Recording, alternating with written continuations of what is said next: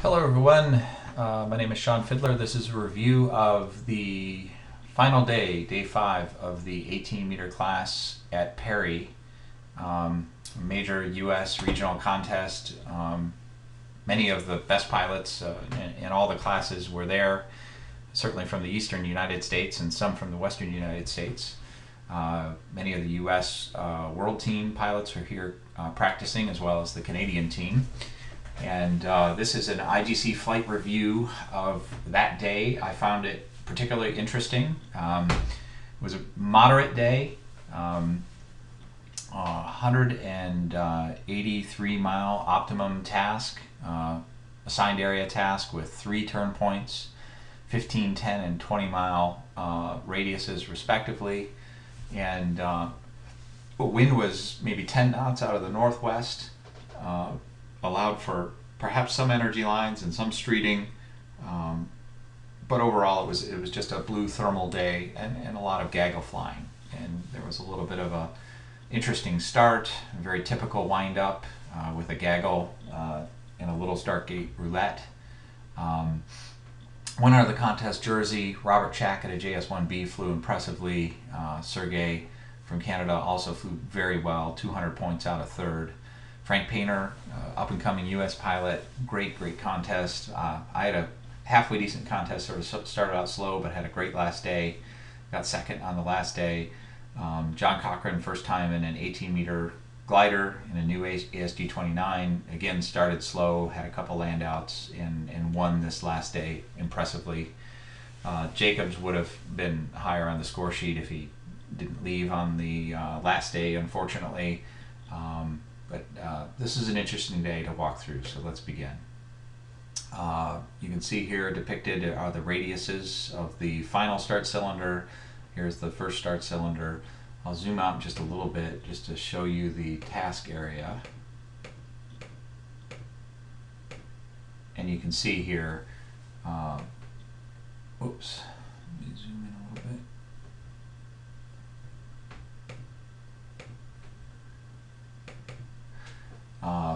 5 mile start radius around start number 3, start sector number 3.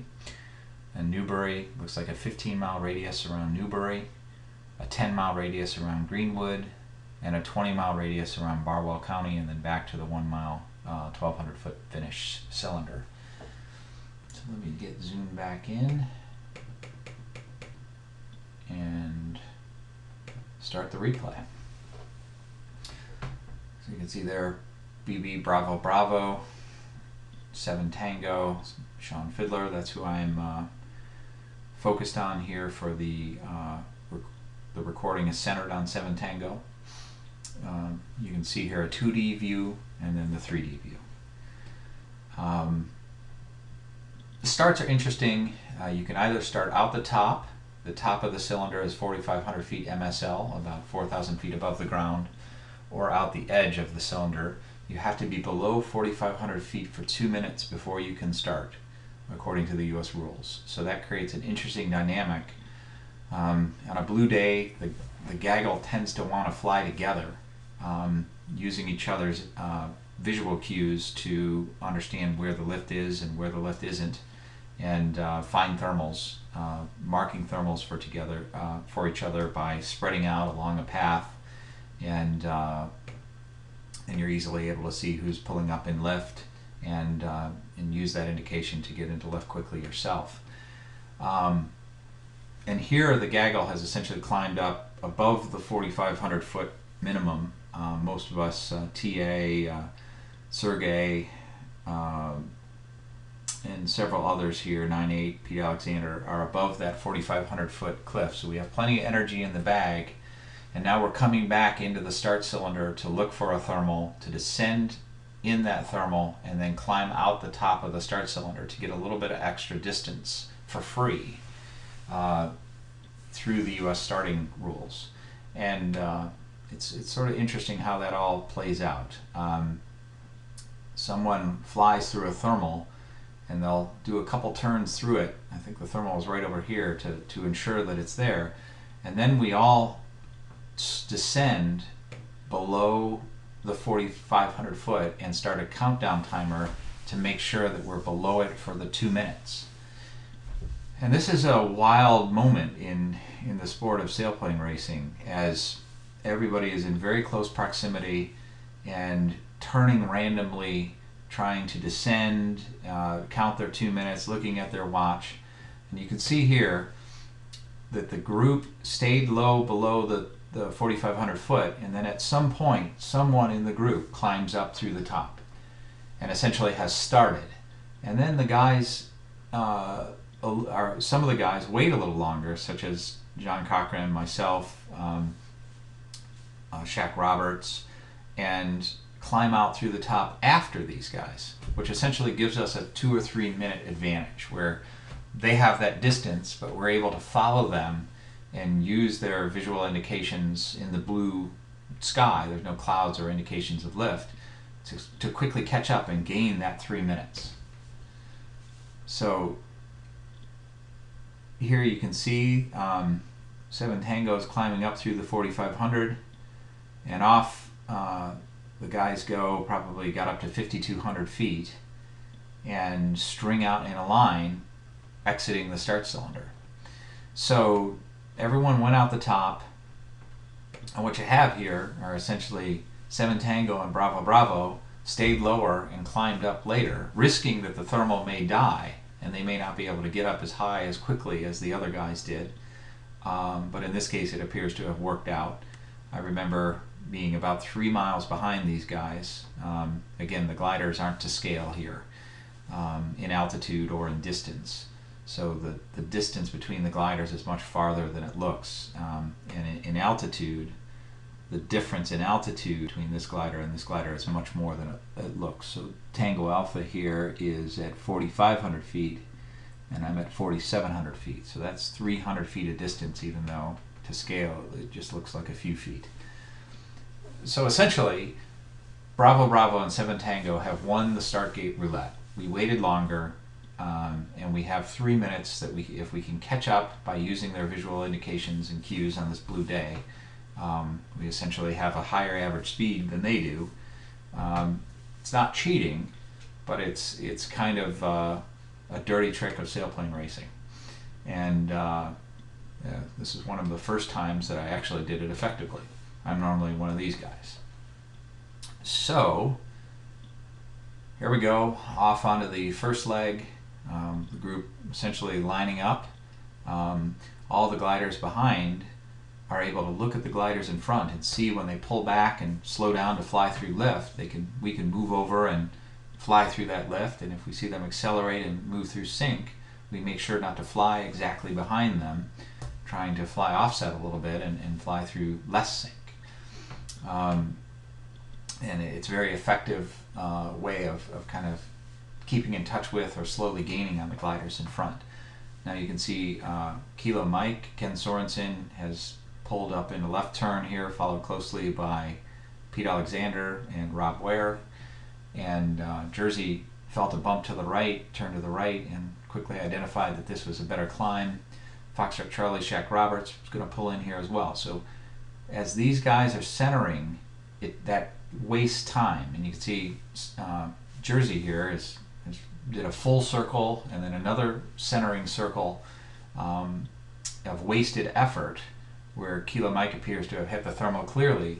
And now all these gliders are not going to waste that time that these guys have. They're going to fly right into the core of that next thermal and gain a little bit. And this process repeats itself slowly until we're essentially all together. And Bravo Bravo and 7 Tango have essentially gained 3 minutes. Or a couple minutes. I'm not sure exactly how much the time was, but I would say it was at least 2 minutes. So after exiting that thermal, Kilo Mike still out ahead, as you would expect. He's at 39.86. I'm 300 feet below and slightly behind, but still very comfortable. Foxtrot Charlie, you'll notice he always stays behind. He always leaves gliders in sight. He never leads out, which is smart on a blue day. It's just intelligent flying. 9.8, and Kilo Mike, a very aggressive pilot, and he's happy to lead out. And Jersey here, who's fourth in the world's a couple years back, one of the top pilots in North America. Tango Alpha fell back a little bit, and Sergey fell back a little bit. Worth noting.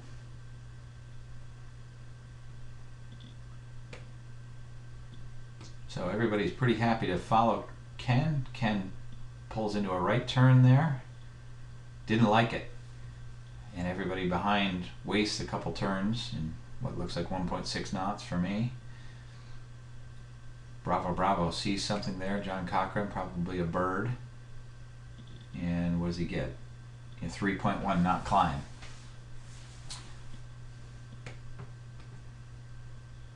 And even with that 3.1 knot climb, we find 3.6 knot climbs by following Ken. And look at the gain. Now Bravo Bravo is at the bottom of the gaggle.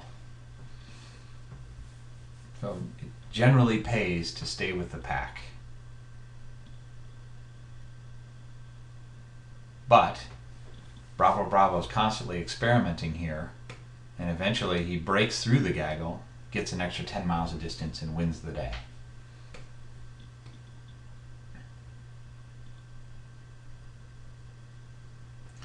So let me pause there. Bravo Bravo pulls into another climb, only 1.8 knots, so he's going to lose some distance there if these guys are able to find and center cleanly a thermal greater than 1.8 knots.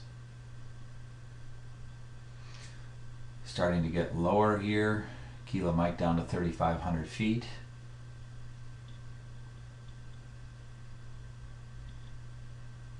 I think we just flew through a forest fire, if I remember correctly.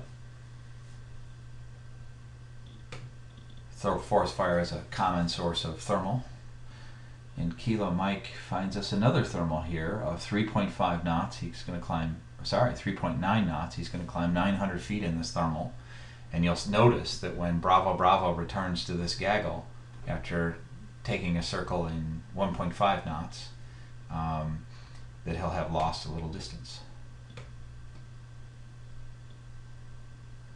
So I get a 2.5 knot average. Kilo Mike gets a 3.9 average, so he really found the bubble there in gains. And you can see Bravo Bravo lost a little bit of distance. Not the end of the world, but just a lesson in the mechanics of thermal selection, I suppose.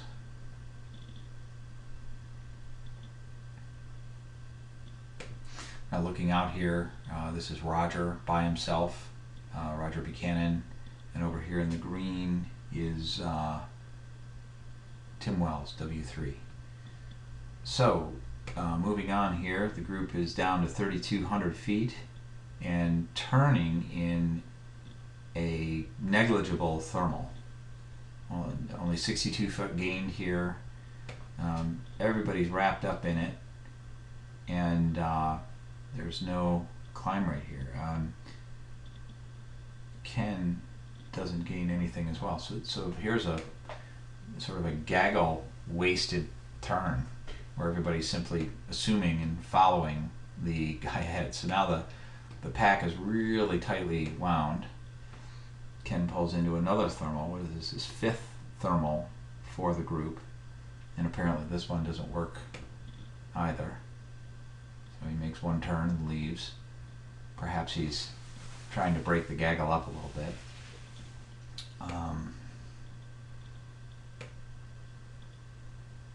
Bravo Bravo hanging in behind and a little bit lower.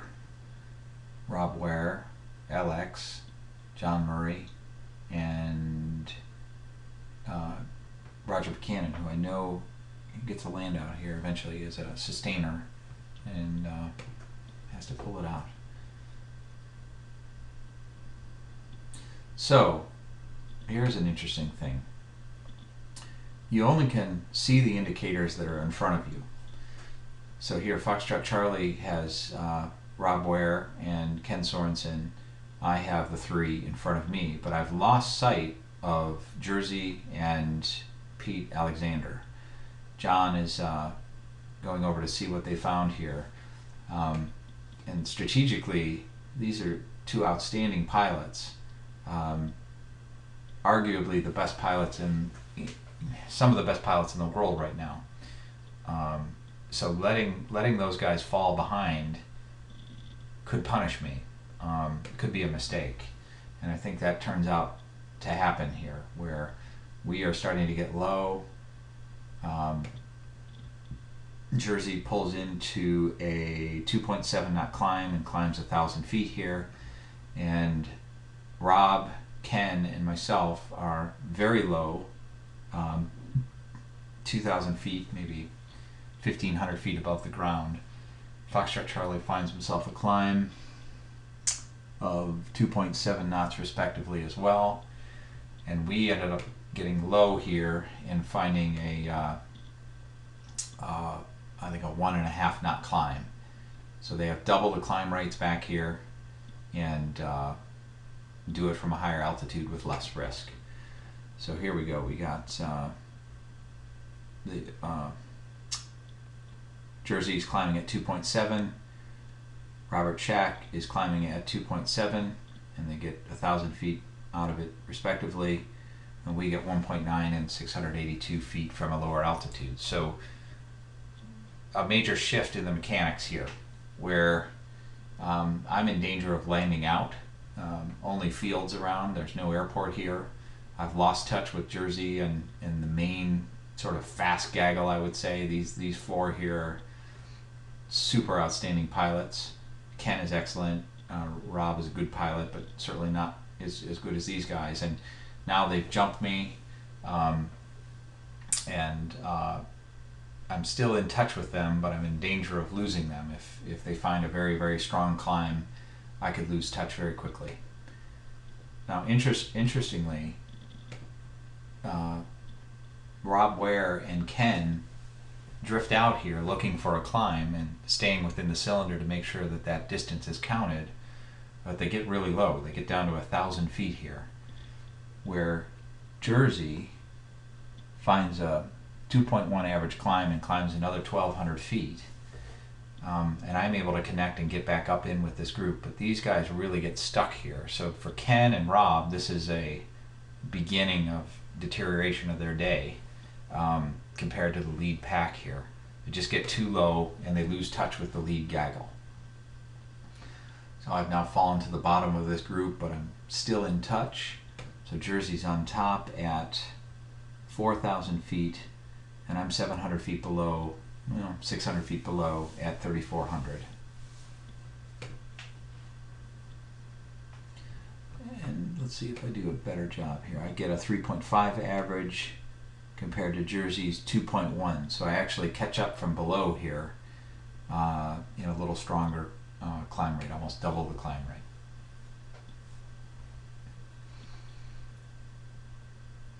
And you can see Ken and Rob very, very low down below.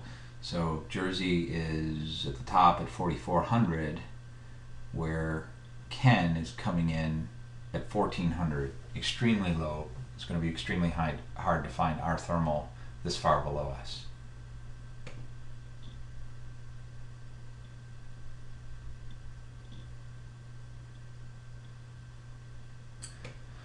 So this is an interesting part of the task. So you have 7 Tango, Pete Alexander, Jersey, John, and Robert. Robert, always very smart. He keeps everybody in view. It's something I learned from watching this task. I'm in view of 9-8, BB is still in view, and I'm keeping a very close eye on Jersey. He's one of the best pilots in the world, so I'm foolish to let him go again, as I almost lost him 20 minutes ago. But lift on this leg is weak. We pull into a nothing thermal here. John is off on his own with this town ahead, getting over this lake. Again, the wind is out of the northwest here, kind of at our 2 o'clock as we go on this leg. So complete 4 or 5, 6 wasted turns of nothing here. Now John's out there rolling the dice a little bit. He's isolated on his own. He's still at 3,400 feet. We're at 3,900 feet, circling in no lift. Wow, that's 7 or 8 turns by these guys. So nobody wanted to lead out. Finally, Pete got sick of it and took off. And John now is out 3 or 4, maybe 5 miles ahead of us. And lo and behold, pulls up into a 4.1 knot thermal and climbs 1,800 feet. So this is the beginning of his winning the day.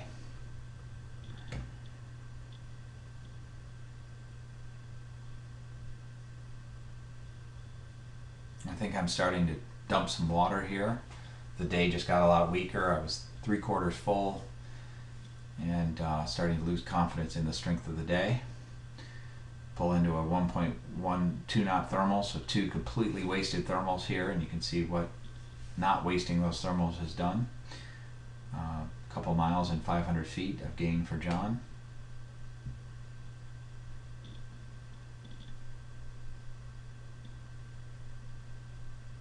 And I get tired of thermaling in the weak stuff. Now these guys stay here. They continue to work that climb all the way up.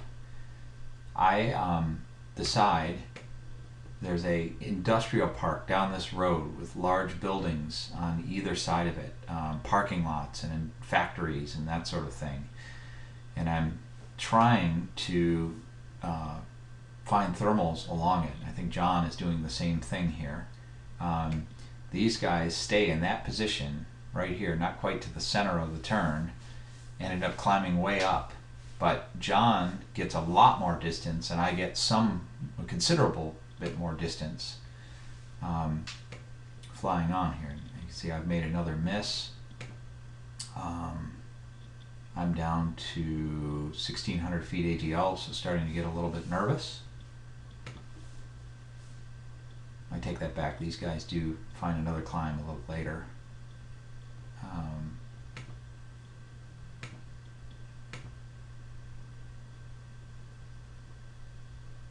It's nothing for me, another 0.5 knots. And I think Jersey has found his full climb. Yep, 2,700 feet, 4.1 knots. So oddly enough, they find a really strong climb over here and right about the center of the turn point.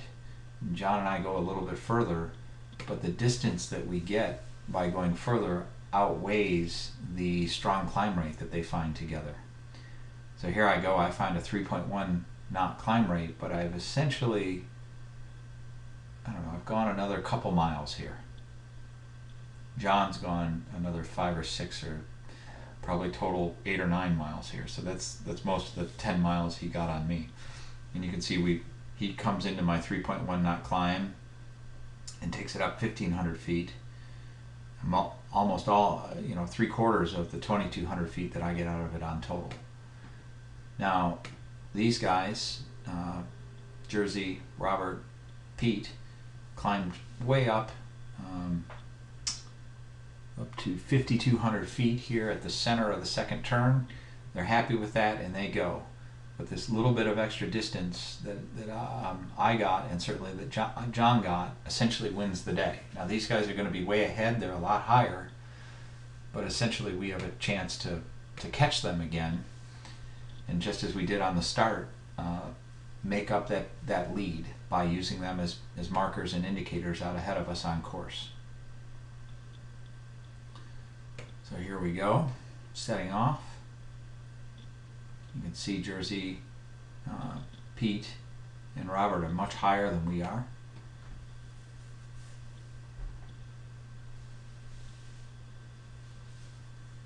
But they're still in sight. We can see them. I can see them certainly. I'm sure John can as well. We're working another road here with some industrial park. And I pull into a 700-foot climb in 3.4 knots. That's a 4 of 5 stars in terms of thermal strength for the day. John was ahead of me, didn't see that, works up into their climb, gets a little lower, and I gain a little bit of altitude distance on John here. So I don't like that, make one turn, go down a little bit, climb 400 feet in 2.5 knots. That's really not game-winning thermal strength for the day. And I leave trying to stay in touch with these guys who have pushed out probably a good 5 miles ahead at this point.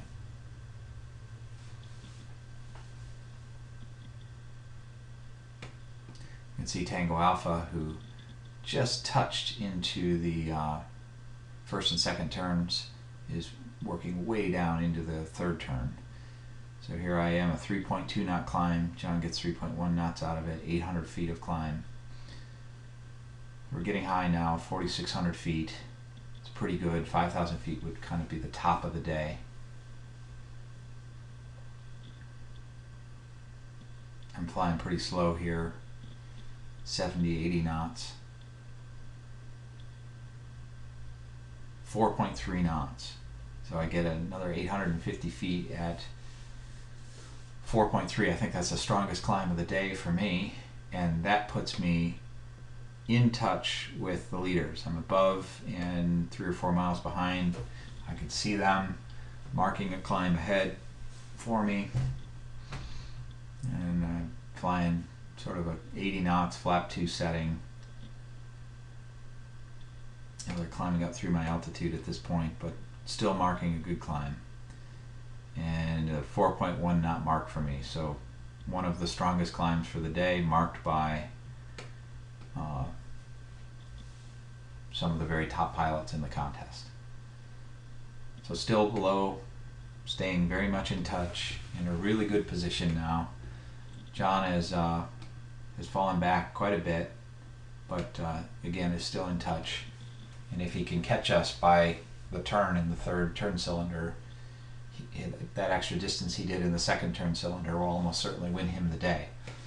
I know that that I started behind these guys, and I know that I went a little farther than them in the second turn, and I was with them in the first turn.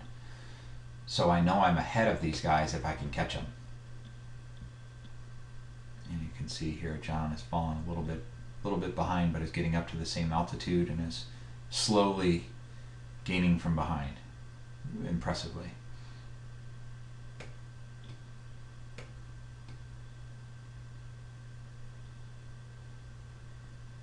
Jersey's in a 2.3 knot climb there, so not a great climb.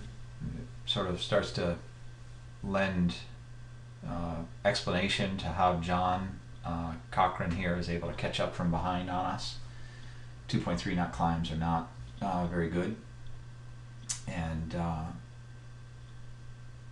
continuing to work along here, almost down to the second or third turn cylinder. Frank Painter, Tango Alpha, way down into the third turn cylinder as he just touched the first two. 4.4 knot climb behind us for 1,200 feet for John. So he's definitely getting better climb rates and getting higher climb altitudes in the thermals. So here we are, 3.9 knot for 1,100 feet. I think John hit a 4.4, so he would have a slight gain from behind.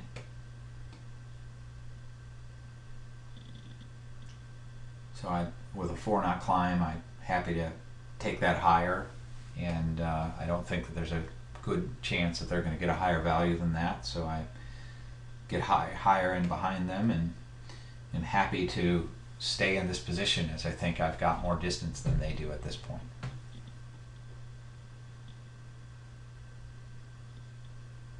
So, garbage there, no thermal, but we all follow Jersey anyway. There's nothing to lose.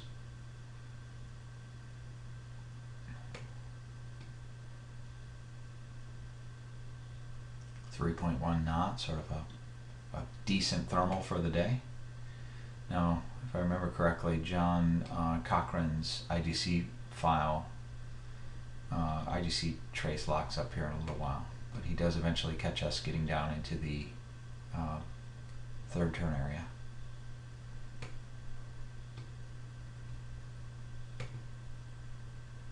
I'll zoom out just a little bit so we can see the third turn area. There's the third turn area here.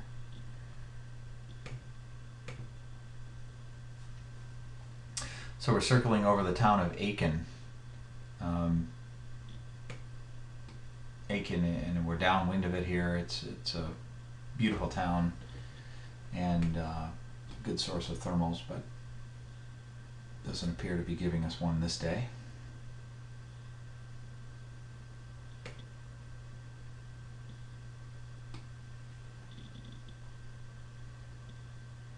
So Foxtrot Charlie has fallen a little bit below here. I think he's still carrying a lot of water, perhaps.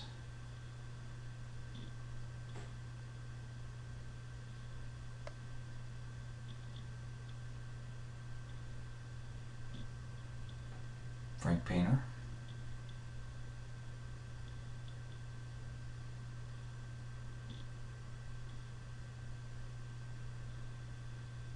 He pulls into a miss.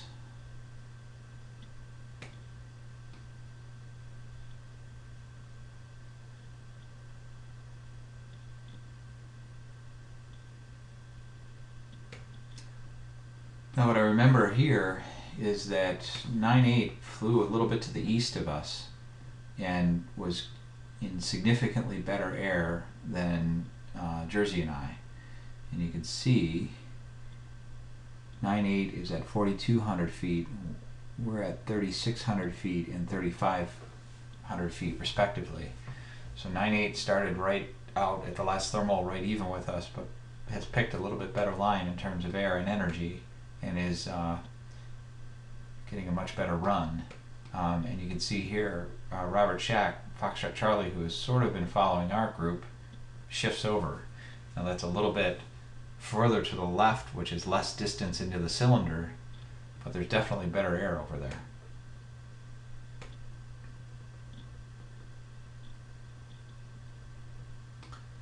And 9-8 continues to gain 4,068 and 3,243, so 800 feet, just in picking a better line in a 10-mile glide. And Tango Alpha, catching up to Tango Alpha a little bit.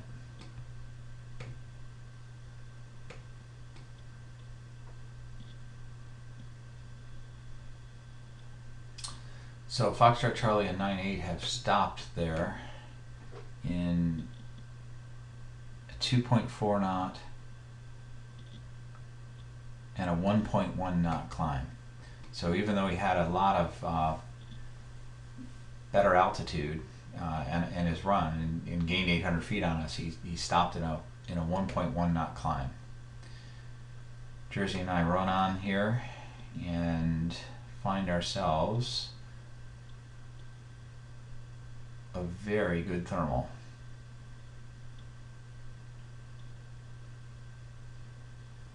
And we find a 3.4 knot, Jersey 3.2, he's probably still carrying water, and climb 4,000 feet. And you can see here Foxtrot Charlie and 9-8 decide to come over and join us. LX is caught up to the group, which was a great run for him, so I think he was a little bit behind.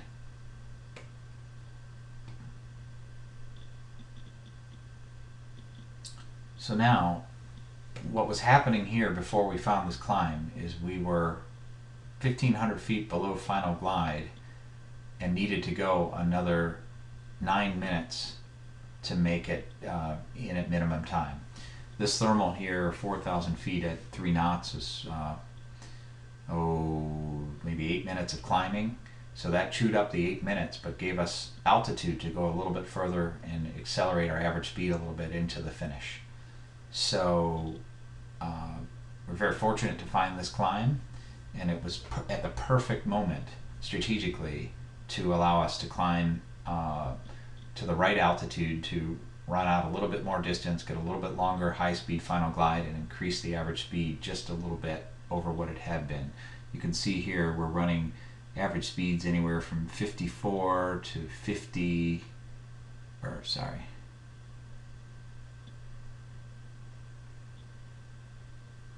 Now that doesn't say what I wanted to say, but ultimately Um,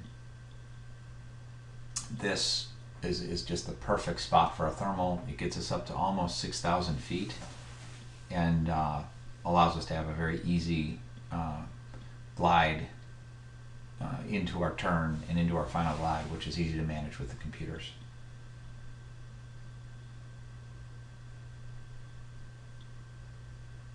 $6,500 feet, 66. So the highest of the day by a good 1,500 feet, and just an incredible, easy last glide out here. We're essentially gliding out, looking at the timer on our computer and looking at the altitude that we will arrive at the finish at. We want, I think I left 800 feet in the bank or 500 feet in the bank, so that if I ran through sync on the finish here at an MC3, would be able to absorb a little bit of sync on the final glide. You can see Jersey here has some water, and very aggressive pilot here. He's flying at 110 miles per hour, 117 true air speed, where I'm only flying at 95. I probably could have gone a lot faster here. But essentially we're just managing our final glide into the finish. You can see Jersey here, Sergey, there's Frank Painter, 7 Tango, and then Bravo Bravo, who wins the day, goes again another couple miles. But he also, I finished in 3:05, he finishes in 3:08, so it probably negates that distance right there. He had already won in the second turn cylinder and probably could have turned right here, finished less above his, only a couple minutes above his minimum time, and would have had an even faster average speed.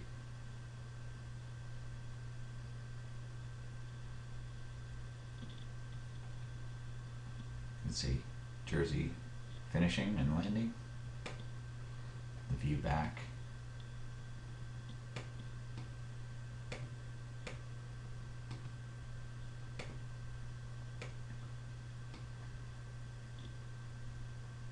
Finish, downwind, base, final, land. And here comes the pack.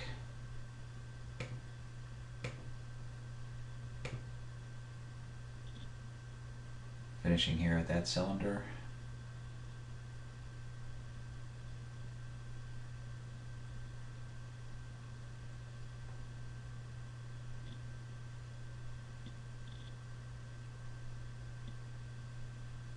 Tango Alpha, Pete Alexander, John Murray, Tim Wells,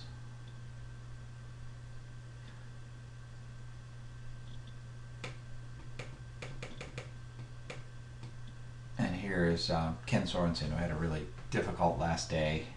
I think he ended up over a half hour over time, and